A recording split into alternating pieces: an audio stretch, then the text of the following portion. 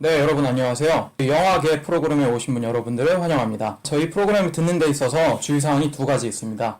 첫 번째는 스포일러입니다. 스포일러는 저희가 다룬 영화뿐만 아니라 그와 관련된 또는 관련되지 않은 모든 영화의 스포일러가 포함되어 있을 수 있습니다. 두 번째로는 저희가 동갑내기 친구들이기 때문에 말하는 게 굉장히 편하고 자유로울 수 있습니다. 이 점 감안해서 들어주시면 감사하겠습니다. 자, 안녕하세요. 오늘도 2부를 이렇게 만나게 뵙게 돼서 반갑습니다. 오늘은 2부를 진행하기에 앞서서 우리 프로의 이름에 대해서 한번 얘기를 했어야 되는데 안 하고 그냥 넘어가가지고 얘기 좀 해야 될 것 같아요. 이 영화 제목을 우리 명주가 지었는데 이 제목의 뜻이 도대체 뭐죠? 영화계라는 거는 말 그대로 영화에 대한 것과 계를 또 따로 이제 해석을 해야 돼요. 옛날에 혹시 뭐 사회 시간이라든가 배웠을지 모르겠지만 향약, 불에 뭐 그런 거 그런 이제 가을에 뭐 추수를 할 때 이제 사람들이 끼리끼리 이제 도와가지고 추수를 하지 않습니까?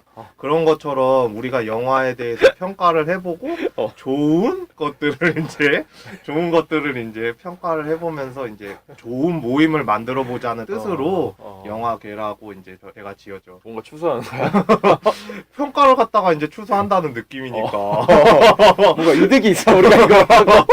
사람들한테 이제 좀 이로운 거를 갖다가 좀 주자는 거죠. 주제나 향약은 이익을 따지지 않지. 에이, 또 태클 들어온다. 나 오늘 또 혼나는 거야? 이득을 얻기 위한 모임이었구나. 참. 뭐 그렇다네. 하여튼 그렇답니다. 자, 그러면은 바로 영화에 대해서 이야기를 하도록 하겠습니다. 오늘 2부로 진행될 텐데 2화에서 다룰 영화는 바로 데이비드 핀처 감독의 나를 찾아줘입니다. 오늘도 나를 찾아줘 영화를 이야기하기 전에 감독의 전작에 대해서 한번 얘기를 했으면 좋겠는데요. 어떤 작품들이 있었나요? 예, 데이비드 핀처 감독의 이제 워낙 유명하니까 간단하게 설명하자면은 이제 1962년 태생이고요. 처음 찍은 작품은 에얼리언 3예요. 영화를 입문하는 게. 근데 그 전에 핀처가 광고로 되게 유명했었어요. 광고? 예, 광고. 마돈나랑 뭐 뮤직비디오 찍은 것도 유명했었고 맞아. 뭐 여러 가지들이 있었는데 이제 CF 만약에 보시고 싶으면은 뭐 BMW 광고 같은 것도 그 뮤비처럼 찍은 게 있어요. 그런 것도 한번 참고를 하시면은 좋을 것 같아요. 요즘 현대 거로는. 이제 에얼리언 3를 찍긴 했는데 에얼리언 3. 저도 이제 다른 데에서 들은 이제 소문이지만 이 에어리언 3를 찍다가 마무리하는 작업 단계에서 데이비드 핀처가 도망갔대요.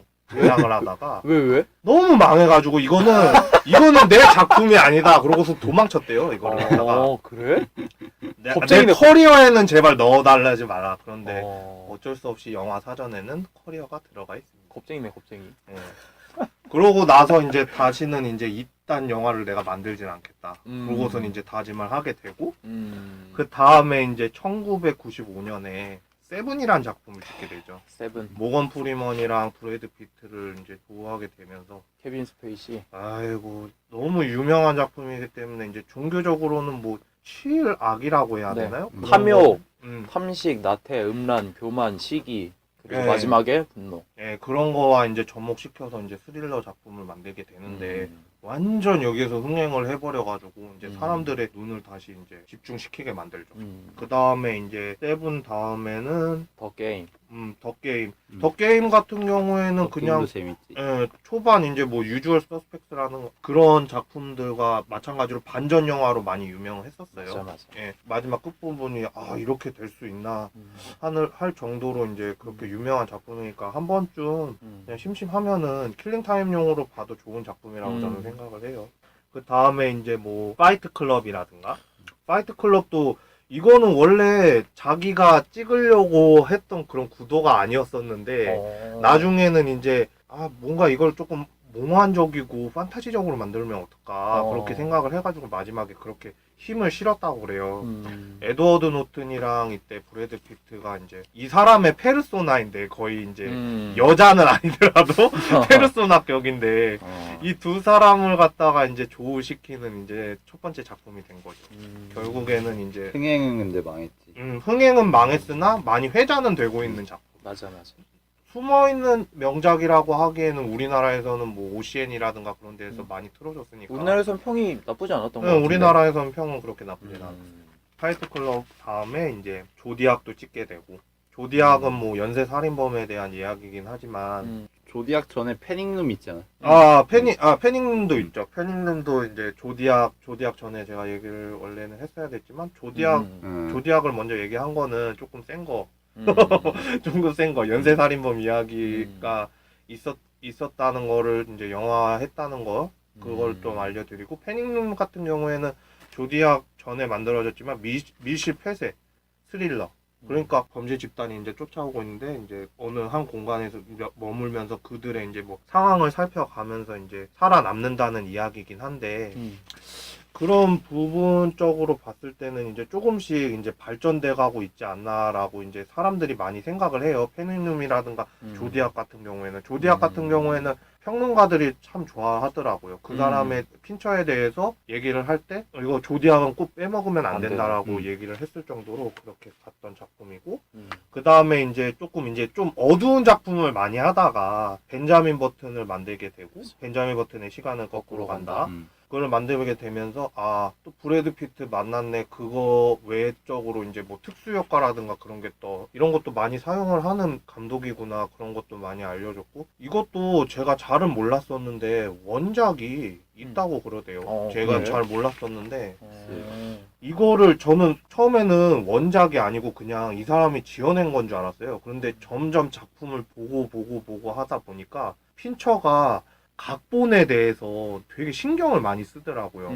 원작이 완벽하지 않으면 에얼리언 같은 실수를 하지 않기 위해서 완벽해야 되기 때문에 그때서부터 좀 완벽주의자적으로 간 것 같아요. 제 개인적인 생각으로는. 그러고서는 이런 거 한 편 한 편 찍을 때마다 시나리오를 이제 꼼꼼하게 이제 들어가게끔 됐는데, 벤자민도 그런 이제 작품 중에 하나가 됐고, 그 다음에 이제 소셜 네트워크 같은 경우에는 이제 완전 그냥 아직도 살아있는 사람의 실화니까 그거에 대해서 이제 인터뷰도 많이 하고 그러면서 이제 만들어졌고, 그 다음에 이제 미국 드라마도 찍고 뭐 하다가 이제 나를 찾아줘로 넘어오게 됐고. 그 밀레니엄. 밀레니엄 같은 경우에는 자기는 거의 감독이라고 얘기를 하지 않았고요. 거의 기획 있잖아요. 기획 쪽으로 자기가 빠졌다고 그런 식으로 얘기를 하더라고요. 스미스는 어떻게 생각하는지?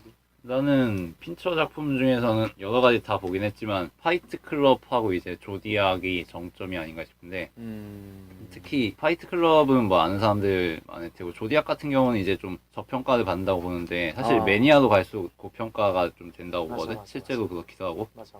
그게 그럴 수밖에 없는 게 어떤 핀처 스타일의 연출의 어떤 극한을 좀 보여줬기 때문에 그렇지 않나 싶거든. 그 집요함이 극한으로 드러나. 그치. 뭐 그런 점에서 이 둘이 좀 대표적이지 않나 싶고, 사실 조디악 이후의 작품들은 좀 밍숭맹숭하다고 생각해. 뭐 벤자민 버튼의 시간은 거꾸로 간다나 뭐 소셜 네트워크도 잘 만들고 다 괜찮긴 한데, 핀처가 예전에 보여주던 어떤 극단까지 추구하는 그런 게 좀 안 보인다, 이런 생각이 인간의 들지. 극단 막 이런 거 몰고 가는. 뭐 인간의 극단이라기보다 어떤 핀처의 어떤 방금 말한 집요함 같은 거, 이게 좀 덜 보인다. 맞아. 그럴 수 있어. 제가 좀 보니까 이 감독은 벤자민 버튼의 시간은 거꾸로 간다 이전 작품이랑 이후 작품이 소재가 극명하게 드러나. 확실히 그런 게 없지 않아요. 그래서 왜 그럴까 계속 궁금했는데, 내가 좀 조사를 하다가 조디악을 조사하다가 이런 걸 발견했어. 조디악이 실제로 일어난 연쇄살인범에 대한 얘기잖아요. 아까 전에. 그때 연쇄살인범이 살인을 한 다음에 신문사에다가 편지를 보내잖아요.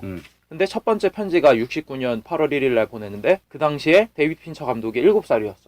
7살이었는데 그때 그게 너무 충격적이었던 거야. 그래서 막 조디악에 대한 영화를 찍어야겠다 이런 생각은 하던 거 아니었는데, 자기 이미 뇌리에 박혀 있는 거지. 그런 무서움들이, 어렸을 때 그 공포가. 그래서 사실 그 세븐이라는 작품이 조디악을 모티브로 만들었다고 하더라고. 그러니까 결국 자연스럽게 조디악을 찍게 되고, 벤자민 버튼의 시간을 거꾸로 간다 그 이전 작품들이 뭔가 어둡고 뭔가 범죄와 뭐 인간의 악에 대해서 이야기를 할 수밖에 없었던 거는 자연스러운 수순이 아니었나 생각이 들어요.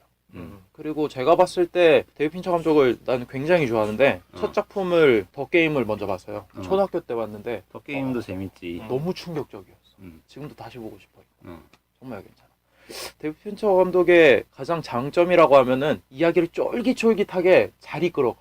편집도 완벽하고 너무 깔끔해. 내가 볼 땐. 맞아. 그러니까 내가 말했잖아. 그 이제 물론 완벽주의자라고 얘기를 하는 게 그 에얼리언 때문에 그렇게 된 것 같아. 그것 때문에라도 실수를 줄이고 물론 인간이라면은 실수를 조금씩은 할 수 있는데 그런 게 좀 혹독하게 해야 된다고 해야 되나? 사람 배우들이라든가 아니면 스태프 같은 경우에는 조금 힘든 고충 같은 게 조금은 있었대요. 인터뷰 같은 거 하면은 왜 미국식 인터뷰에서는 우리 재밌게 찍었어요. 하나도 힘들지 않았어요. 화기애애한 뭐 가족 같은 분위기 막 이렇게 얘기는 하지만 확실히 좀 피곤하게 하는 거 없지 않아 있었나 그런 것도 좀 있긴 하죠. 그러니까 뭐 조디악에서도 언급했다시피 뭔가 그 집요함, 완벽을 음. 추구하는 그게 그런 게 너무 강한 게 그 에얼리언 같은 경우에는 사실 핀처의 의도가 많이 반영이 못 되지. 제작자들 입김이 너무 세가지고. 맞아. 그러니까 그런 점에서 아마 실수라고 하는 게 아닌가 싶고, 영화 산업이라는 게 다 그렇듯이 감독이 할 수 있는 게 좀 제한적인 측면이 없지 않나 있다 보니까 좀 초반에 겪은 고충이라고 봐야겠지. 또 한 가지 물어보고 싶은 건 그 전작들을 봤을 때 확실히 벤자민 버튼 이전에는 인간의 극단, 막 악행, 막 이런 범죄, 막 이런 거에 대해서 원죄, 막 이런 거를 다루기 시작했는데 그 이후에 벤자민 버튼 이후에는 뭔가 현실로 이제 돌아온 데이비드 피처 느낌? 이런 행보에 대해서는 어떻게 생각하는지? 아까도 말했듯이 좀 약간 밋밋하지 않나 싶은데, 그러니까 내가 생각하는 핀처는 그러니까 플롯과 연출과 편집 이런 점에서도 충분히 레디컬한 측면이 있다고 보거든. 근데 약간 그 이후에는 그런 게 좀 퇴색되지 않았나.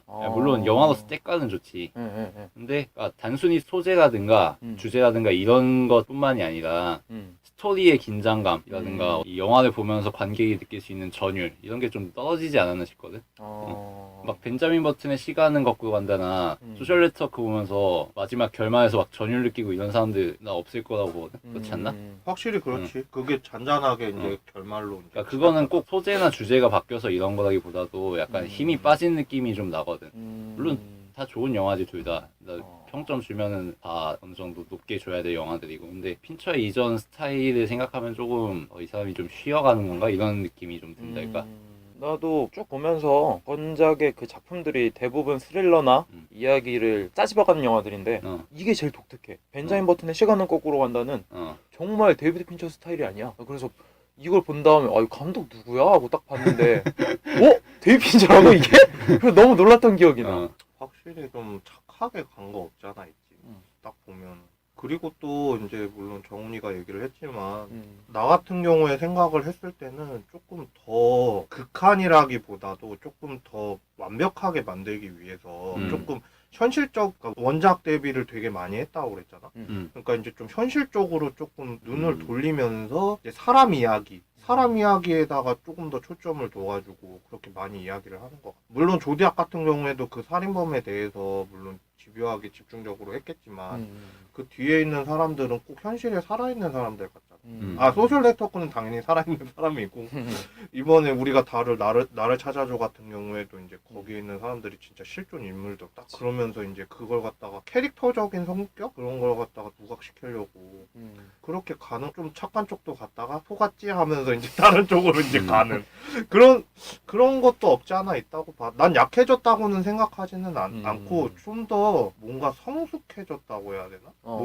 초반에 좀 자기가 밋밋했던 부분을 뭔가 좀 승화시키는 그런 과정이라고 봐 나는. 벤자민이나 그 조디악을 기점으로 해가지고 나 같은 경우는 그렇게 생각해. 뭐 영화를 다루는데 영화를 그 만드는데 그 쫄깃함은 뭐 완벽함은 아직까지 죽지 않았지만 뭔가 소재의 차이로 인해서 약간 이렇게 몰입할 수 있는 게 조금 달라지지 않았나. 누구는 더 몰입할 수도 있는 거고 누구는 옛날에 데이비드 핀처가 그립다 이런 느낌을 가질 수 있는. 그리고 아무래도 이제 벤자민 버튼 시간은 거꾸로 간다나 이 소셜 네트워크는 원작이라고 할 만한 게 따로 있는 거잖아. 벤자민 버튼 시간은 거꾸로 간다는 그 스콧 피츠제럴드 소설 원작이고 그 위대한 개츠비 작가지.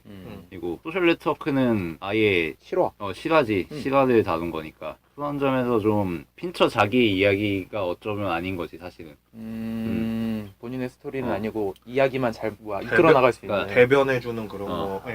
그런 거. 예전에는 뭔가 자기 이야기를 하고 싶어서 이 안달이 난 사람 같았으면은 지금은 이제 뭐 사진 갖고 다니면서 촬영 자유롭게 하고 다니는 이런 느낌이지. 좀. 그러니까 말해서 우리들한테 영화를 갖다 관객들한테 영화 해석을 갖다가 그냥 자기가 이런 거야 그러면서 이제 이런 거야 해석해주면서 자세하게 들려주려고 되게 노력을 하는 것 같아. 내가 어떻게 보면 되게 영리한 것 같기도 해. 음. 왜냐면은 어떤가 이런 소재들이 지금 와서의 이 소재들이 굉장히 대중적이거든. 사실 나를 찾아주는 대중적이라기에는 조금 한정돼 있기는 하지만 어쨌든 이 한계가 없는 소재들을 갖다 두고 난 얘기만 잘 버무릴 테니까 너네들이 먹어. 나는 더 이상 창조하긴 귀찮아. 이런 그런 식으로 어. 그런 식으로.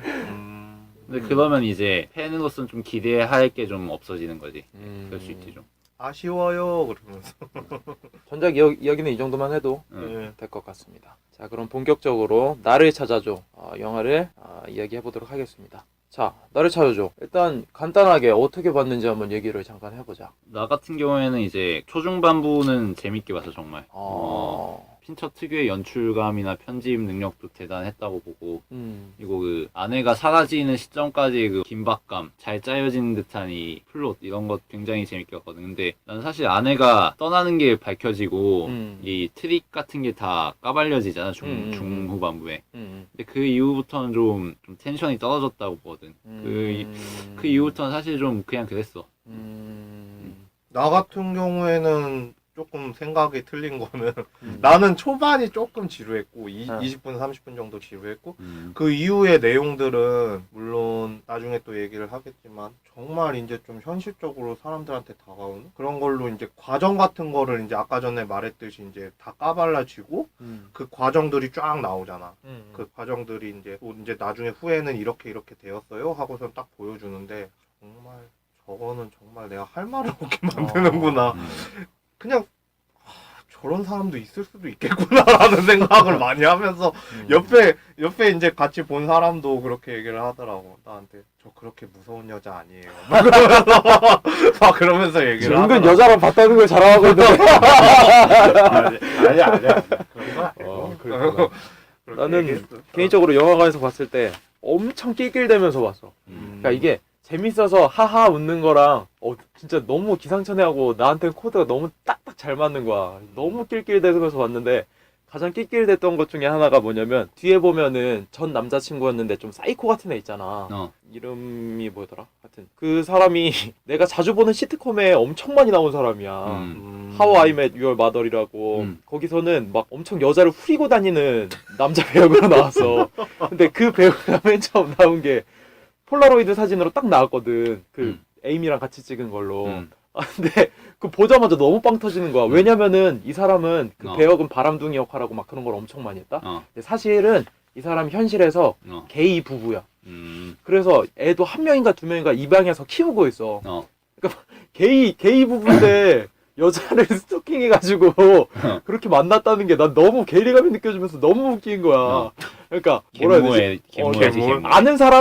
아는 사람은 엄청 웃긴 그런 개그 있잖아. 그런 개그라서 난 거기서 너무 낄낄댄 거야. 아니 이 사람 무슨 게이인데 지금 게이 부부인데 어떻게 여자를 스토킹해? 무슨 말이 안 되는 소리를 하고 있어. 그리고 이 사람 배역이 조금 여태까지 대부분이 다 코믹했거든. 다 웃기고. 그랬는데 여기서는 막 진지하게 막 계속 집착하고 마지막까지 정극 연기를 펼치는데 너무 웃기더라고. 마치 그 누구지? 이번에 대종상 남자 조연 받은 사람? 아 유해진? 유해진이 엄청 정극의 사랑 연기를 하는 그런 느낌인 거야. 뭔가 안 어울리잖아 웃기면서.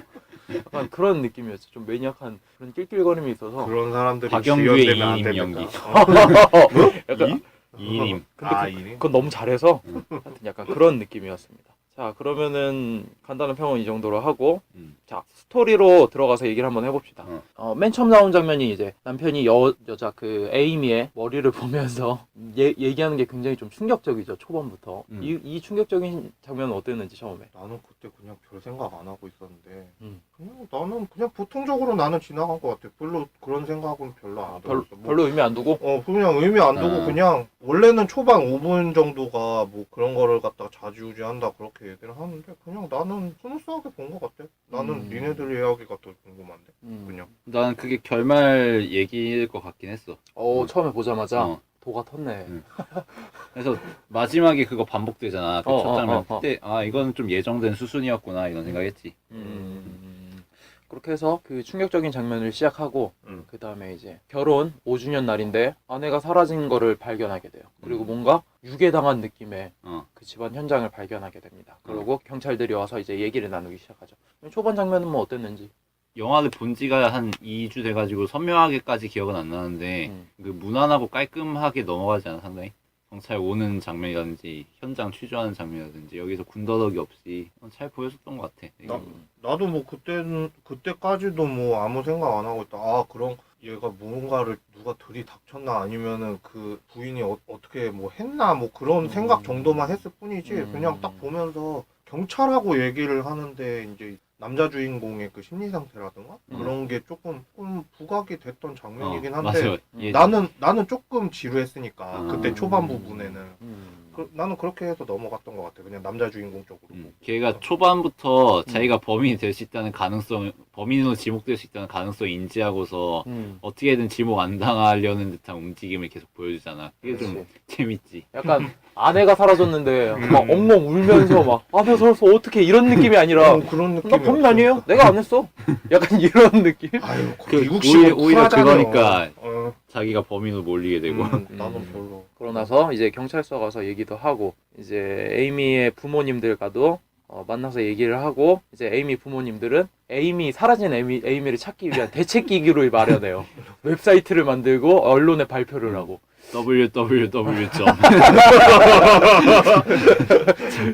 병만 나지. 난 그 장면 보면서 야 진짜 우리나라는 그런 거 하나도 없는데 막 일단은 조금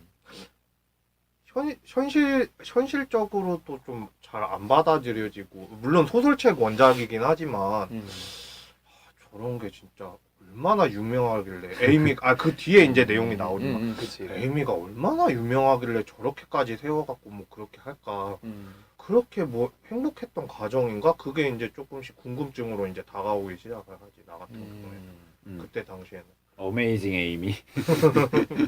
이제 어메이징 에이미 더 얘기해줘야 될 것 같은데. 이제 어메이징 에이미 그 다음에 이제 두 사람이 사랑하는 시절 그들이 어떤 사랑을 나누었고 어떻게 결혼을 하게 되었는지에 대한 여정이 조금씩 나오기 시작합니다. 근데 이 부분은 내가 생각했을 때 굉장히 핀처다운 깔끔한 러브 스토리를 가지 않았나.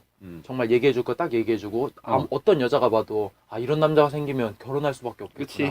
근데 정훈이 같은 너무 경우에는 초반부에 이제 저게 암시구나 그렇게 얘기를 했잖아. 근데 난 그 사랑 장면 보면서 쟤네들이 성격이 이제 보통 애들이 아니구나.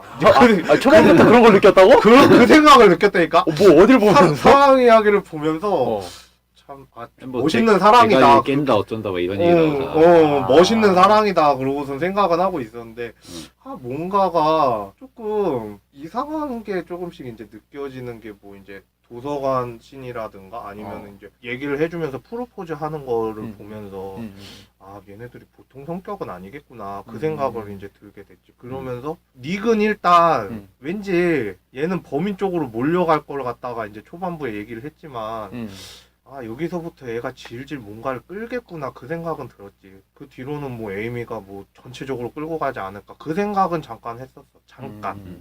닉이 그 고백할 때의 그런 처리는 상당히 인상적이지. 그 기자들한테 모아놓고 얘기할 맞아. 때 오늘 기자 자격으로 온 거예요 막 이러면서 이 소셜 네트워크 생각 많이 나던데. 맞아. 거기서도 자기가 어떤 상황에 딱 던져진 다음에 막 말로 다 해결해버린 이런 씬들 몇 개 나오잖아. 그런 거 많이 생각나더라고. 나는 핀처 감독의 이야기를 영화에 있어서 이야기를 주도하는 데 있어서 큰 장점이 군더더기가 없는 건데 만약에 다른 영화였다면은 이런 상황이 벌어졌을 거야. 만약에 지금 이게 무슨 장면이야? 라고 주변 사람한테 물어보고 주변 사람이 얘기를 해줘. 그러니까 이런 식으로 지금 배경을 설명하고 영화의 내용을 이야기하는 경우가 대다수인데 그냥 장면도 자연스럽고 나는 원래 이런 처지야. 자기 얘기를 해. 근데 그게 이미 관객들은 딱 듣자마자 얘가 이런 상황이라서 이게 힘들겠구나. 이런 고충이 있겠구나. 그거를 바로바로 얘기해 주는 게 너무 군더더기가 없고 깔끔하더라. 특히 어메이징 에이미랑 그 원래 에이미랑 어떤 격차가 있는지 그리고 이 에이미가 어메이징 에이미 때문에 아주 어렸을 때부터 맞아. 어떤 트라우마가 있었을지 어떤 게 고생이었을지가 그냥 단순하게 주절주절 얘기하는데 그게 나한테 바로 느껴질 몇 수 마디 있는. 필요하지 않아. 음. 그리고 이게 핀처의 어떤 스타일상 음. 대사량이 많을 때가 좀 있단 말이야. 소셜 네트워커가 특히 그랬고 이번에도 그 나를 찾아줘에서 그 초반 장면 보면 대사가 좀 긴 게 있잖아. 방금 말한 고백 장면도 그렇고. 근데 그런 게 대화 템포가 굉장히 빠르고 이 서로 훅훅 탁구 치듯이 훅훅 넘어가잖아. 그런 것 때문에 좀 사실은 장광설이 될 수 있는 장면들이 지루하지 않게 보일 수 있는 것 같아요. 그리고 사랑 장면을 이야기하는 데 있어서 여기 또 굉장히 깔끔했던 게 닉이 턱이 나쁜 놈 턱이라고 그래가지고 너 턱을 보면 나쁜 놈 같다고 그래가지고 턱을 가리면서 얘기할 땐 진실이라고 하잖아. 근데 이것도 그냥 사랑 얘기하면서 아기자기하면서 사랑일 수 있겠구나 라고 하는데 이 소재는 끝에도 또 쓰여. 그러니까 그런 거 보면 그러기 위해서 만들어 놓은 거지. 굉장히 장치를 심어 넣은 거지. 괜찮다고 생각했어. 그리고 또 나름 로맨틱한 설탕 날리는 데서 그 키스하는 장면도 핀처답지 않게 굉장히 로맨틱한 분위기도 잘 연출한다라는 느낌을 받았죠. 그 이후에 둘의 결혼 생활이 어떻게 순탄지 못했는지, 특히 부모한테 물려받은 그 신탁 자금을 다시 부모한테 돌려줘야 되는 상황에 대해서 얘기를 하고 직업을 잃게 되고 또한 닉의 어머니가 유방암 말기 판정을 받아요. 그래서 상의도 없이 그냥 집을 어머니 집 근처로 옮겨버리죠. 그러면서 이제 결혼 생활의 갈등이 시작이 됩니다. 이 부분에서 얘기를 해보시자면 에이미가 그 재산 부모님에게 주겠다 이거를 직접적으로 얘기하지 않고 이 서로 연극적인 이 대화하는 상황에서 툭 던지듯이 하잖아. 그러고서 화면 전환되고 재산 다 넘어간 거 보여주고 이런 게 되게 재밌는 거지 사실은. 빠르게 연출한 것도 같고 그거 보면서 극을 갖다가 이제 중반까지 이제 이끌기 위해서 또 다른 장치를 갖다가 하나 더 세웠다고 보고 그 다음에 물론 이제 원작대로 이제 가는 거긴 하지만 그걸 보여주는 그림으로 인해서 이 남자한테 이제 치중을 두는 거지. 관객들이 그 남자한테 치중을 할 수 있도록 이 사람이 되게 잘못했네 그 식으로 이제 몰아가는 거지. 몰아가면서 진짜로 저사람이 에이미를 갖다 뭐 어떻게 한 게 아닌가? 그러고서는 이제 몰아쳐버리는 거지. 그러고서는 이제 계속 그러면서 진행이 돼 가면서 그 남자에 대한 이제 실체 같은 것도 나오고 하니까 다단계 코스라고 봐야지. 단서 같은 것도 하나씩 나오잖아. 그 다음에는. 맞아. 그 장면이 굉장히 인상적이었거든. 클루 1, 클루 2 막 이런 식으로 종이랑 함께 증거를 사라진 사람이 증거를 두고 보물 가는. 찾기요. 그거 보면서 그리고 그것도 재밌었지. 그 중간에 보면은 핸드폰 쪽지 받고 나가잖아. 문자 받고. 근데 나간데 에이미가 아니야. 웬 대학생 젊은 애. 불륜이에요. 깜짝 놀랐어 그때. 이제 이때가 갑자기 이제 반전으로 시작되는 거지. 이 새끼 아주 쌍욕을 먹어도 막 얘는 쌍욕을 먹어도 뭐라고 할 놈이 아니구나 막 그렇게 이제 생각을 하게 돼 이제 사람들. 단서 1, 2, 3 하면서 1, 2, 3 하나하나씩 나오면서 뭔가 이 남자 주인공의 심정은 아직까지 다 얘기는 안 해주지만 이 남자가 난 처음부터 약간 그런 느낌을 받았어. 아내가 사라졌으니까 좀 편하다, 속 시원하다. 약간 이런 느낌을 주더라고. 계속 연기하면서 말하는 게 뉘앙스가 편안하게 보이지 않는 불륜녀랑 이제 대놓고 만나고 아주 그냥. 특히 그 부분 중에 결정적이었던 게 증거 2를 갔을 때 증거 2 장소가 자기가 대학교에서 일하는 그 강의실 장소 그 교수 방이라고 해야 되나? 그 방에 딱 갔는데 경찰이랑 같이 갔는데 그 빨간색 팬티가 그게 있는 거야. 근데 나는 사실 저게 왜 있지? 아내랑 여기서 놀았나? 라는 생각을 했는데 대놓고 그 여형사가 뭐 대학생이랑 놀아난 교수 막 이러면서 아주 그냥 흥미거리구만 이러면서 가잖아. 그래서 그런 얘기구나 했는데 그때부터 이제 남자의 태도가 급변하지. 내가 몰릴 수 있구나. 그러면서 증거 3은 자기가 혼자가 다 찾아버려. 맞아. 난 여형사가 그때 무당인 줄 알았어. 그러면서 이제 톡톡 던지는 것들이 이제 충격적으로 다가오니까 저 또라이 같은 막을 이제 남자 보면서 그렇게 됐었지. 그러면서 유독 쌍둥이 동생이랑 많이 대화를 나누기도 해. 그런 부분에 대해서는 어떻게 생각하는지. 그래? 그 부분은 큰 생각 안 했는데 뭐 쌍둥이니까 뭐 그런갑다는 생각 정도. 쌍둥이인 게 나중에 그런 밀접함이 공격거리가 될 거라는 예상은 할 수 있긴 했지. 가족 문화가 많이 다르긴 한 거 봐. 많이 다른 거 같아. 우리 같은 경우에 이런 문제 생기면은 친구들이랑 얘기하던지 엄청 싸매일 거 아니야 혼자. 얘 친구도 없잖아. 맞다. 그것도 그러네. 하도 말빨이 좋다 보니까 애가 사람들하고 뭐 격차를 두는 것 같기도 하고 그런 것 같아. 괜히 베네플렉한테 미안하네. 그 다음에는 이제 아까 얘기했듯이 불륜녀가 등장해. 딱 불륜녀가 등장한 다음에 뭐처럼 남편 놈이 또 한 밤을 치러요. 그러고 나서 이제 여동생이 알게 되면서 이야기가 이제 급변하게 되지. 아, 이 남편 놈이 완전 못된 놈이구만. 이걸 확 몰고 가잖아. 나는 그때 그 여동생이 이제 그 불륜녀를 보내면서 그 서 있잖아 옆에 서서 보면서 딱 이렇게 쳐다보는 이제 물론 말로 설명을 해야 되겠지만 팔짱 끼고. 딱 팔짱 끼고 이제 딱 째려보는데 째려보면서 이야기를 하는데 야 진짜 저러고도 좀 근데 닉은 하나도 당황을 안 해. 난 그게 더 신기하더라. 그냥 잤어. 그러고서도 딱 지나가는데 막 XX가 계속 나오지 이제 머릿속으로 저희 막 그러면서 또 그렇게 보다가 이제 다음으로 넘어가면서 이제 에이미의 행각이라든가 그런 게 이제 발견되면서 조금 반전되는 것 같아. 난. 그 닉이 집회 나왔다가 사람들한테 공격당하고 쫓겨나는 장면 되게 웃기잖아. 그것도 찌질한 모습 이런 걸 되게 잘 그렸지. 그 나는 이 장면을 보면서 닉이 저 완전 쓰레기 새끼네. 바람을 펴? 이렇게도 생각을 했지만 아 부부 생활을 하나하나 보여주는구나 라는 생각을 했어. 왜냐면 극명하게 대비가 돼 지금.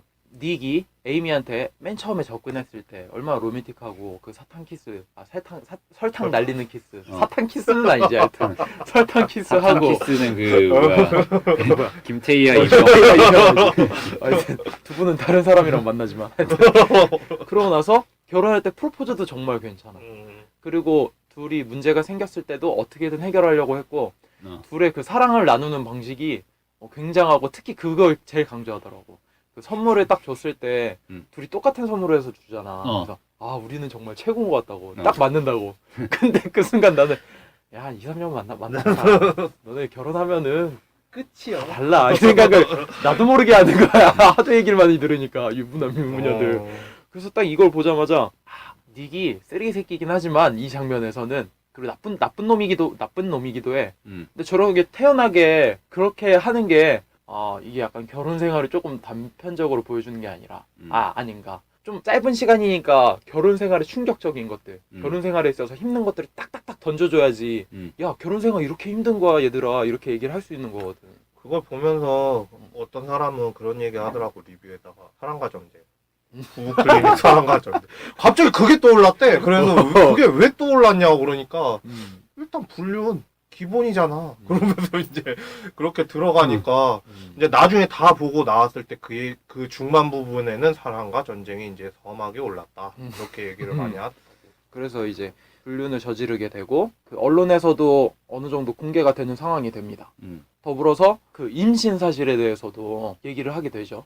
그거 보면서 야 진짜 이제 더 막 이제 아까 초반에 뭐 극한으로 뭐 끌고 간다 그랬는데 야 진짜 그 임신까지 나왔으면은 정말 나는 끝으로 가고 있구나. 그치. 완전히 그거는 정말 생명하고도 이제 연관성이 있는 건데 정말 개쓰레기 뭐 막 욕을 해도 안 나쁠 상황이었지. 그런데 내가 너무 이제 몰입을 해서 봐서 그렇게 이제 생각을 한지 몰라도 그냥 멀리 떨어져 놓고 생각을 해봤을 때는 그냥 웃긴 거지. 그냥 진짜 얼마나 장치를 계속 부비트래 계속 뭔가 함정을 갖다 계속 맞아. 심어놔 언제 터뜨릴 거야 도대체 막 그 생각하면서 이제 봤긴 했지. 이게 언론에 비춰졌을 때 정말 자극적이고 남편이 나쁜 새끼가 될 수밖에 없는 요소를 딱딱 갖다 놔버렸어. 불륜 사실을 퍼뜨렸는데 어떤 여자가 나타나서 에이미 임신했잖아! 딱 이렇게 해버리니까 아니 뭐? 불륜도 저질렀는데 임신을 시켰어? 이런 이제 막장 택하는 거지. 그리고 그 상황에서 얘 이 집회에서 자기 변명하고 있잖아. 그거 안 하는 게 오히려 나은 상황인데. 맞아. 괜히 변명하니까 그거 확실히 맞아. 음흉해 보이고 막 사람들한테 이미지 안 좋아지고 도망가고. 이 부분을 보면서도 약간 부부싸움의 단면이 또 극명하게 드러나는 게 아닌가. 사실 그 둘의 이야기는 엄청 꼬여있을 거야. 둘만의 얘기만 들어보면. 근데 겉으로 드러나는 거 딱 봐. 야 남편 바람 폈대. 뭐? 바람 폈어? 야 근데 나 임신도 했다? 이런 씨. 야 남편 와서 빨리 싹싹 빌라 그래. 남편은 또 그럴 수가 없는 상황이야. 엄청 꼬여있거든 뭔가가. 꽈시시 깨졌을 때 모습이 있다. 그치. 막 친구들 와가지고 야 너 왜 쟤한테 저랬어 막 이러고. 그래서 그 둘만의 계속. 이야기를 놓기에는 심심하기 때문에 대중이라는 그 매체를 언론 매체를 딱 두고 대중이라는 시선을 둠으로써 이 둘의 행동이 어떻게 정당화될 수 있고 어떤 사람은 나쁜 놈으로 볼 수 있는지 어떤 게 나쁜 건지 좋은 건지 이거를 극단적으로 판단할 수밖에 없는 그러니까 그 둘의 속사정은 우리는 모르지만 비춰지는 걸로만 근데 해답지가 없어. 그냥 OX 있으면 O로 가. 그냥 O로만 가. 제발 좀 그렇게 몰아붙이는 격이지 그냥. 그래서 여러 가지를 이야기할 수 있는 그러니까 언론에서 대중매체를 이야기도 할 수 있고 두 부부 생활 부부 생활에서 이 사람들이 어떻게 꼬여 있는지 이야기들이 그래서 이 사람들이 정말 이런 단편적인 상황이 나왔을 때 아 이건 당연히 사과해야지 이건 내가 잘못했다고 나와야지 라고 해야 되는 상황임에도 불구하고 엄청 꼬여있기 때문에 그거를 못하는 상황을 잘 얘기한 거죠. 딱 그렇게 이제 집회에서 극단적으로 몰린 다음에 이제 집으로 오게 되는데 형사들이 딱 와서 얘기를 하죠. 집안의 증거들을 다 찾아보니까 너가 범인이야 이거. 집안에 피 닦은 흔적도 지금 여기 있고 이 피는 에이미 피야. 그리고 소파 같은 거 그 막 책상에 엎어져 있는데 사실 그 정도의 소란이 났으면 앨범이 쓰러졌어야 되는데 앨범도 그대로 서 있었다. 그리고 재산 관계 이런 것도 다 얘기해주고 너 이거 하면은 보험료 받겠네 막 이러잖아. 근데 보통의 의심 많은 사람들은 이제 거기서부터 이제 깨닫게 될 거야. 웬만하면은 그 앞에서도 계속 단서를 갖다가 계속 준 거 아니야. 계속 함정을 갖다가 계속 놓고 했는데 정황이 너무 완벽하잖아. 그 사람으로 몰리니까 이제 아까 전에도 얘기했지만 OX 얘기했지만 한 거의 80-90%까지 간 거야. 얘가 확정적이다 거의. 그러니까 거기에서 더 의심하는 거야. 내가 봤을 때는 관객들이 거기에서 더 의심을 했었을 것 같아. 내 생각에는. 너무 완벽하잖아. 쟤로 너무 범인적으로 몰려가니까. 시작은 했는데 지금 중반까지밖에 지금 안 온 것 같은데 이러고서는 그게 끝나나? 그러고선 이제 생각을 했었을 것 같아. 한 번은 그런 생각은 했었을 것 같아. 아직 러닝타임 많이 남았는데 벌써 이렇게 끝나나? 벌써 이렇게 가? 나는 그래서 이렇게 끝나면 너무 뻔한 흐름이니까 아내가 뭔가 이거 통수를 쳤겠구나 하는 그런 생각이 든다니까. 이건 남편이 범인이라는 건 진짜 말이 안 되는 스토리고 그러면 핀처 맞아 죽어야지. 이게 뭐야? 남자가 쓰레기야? 애초에 그러면은 닉을 훨씬 정교하고 영리한 캐릭터 만들었겠지. 초반부터 얘는 병신이에요 하고 딱 보여주잖아. 그렇지. 그 약간 전형적인 근대 캐릭터를 근대에 그렇게 무식한 전형적인 미국의 이거 아니에요? 하여튼 그런 느낌. 그리고 나서 나도 궁금했던 게 이건 아내 얘기가 분명히 나와야 된다. 근데 아내의 얘기를 어떻게 풀어갈까? 당연히 다른 얘기가 있었을 것 같아. 그렇지. 그리고 남편이 범인이었을 수도 있지만 이 뒤 얘기가 너무 궁금한 거야. 어떻게 이 얘기가 치달을지. 그래서 이 정도에서 이제 1부가 끝난다고 볼 수 있겠습니다. 그래서 저희 방송도 2화 1부는 여기까지 얘기하고 2부에서 찾아뵙도록 하겠습니다.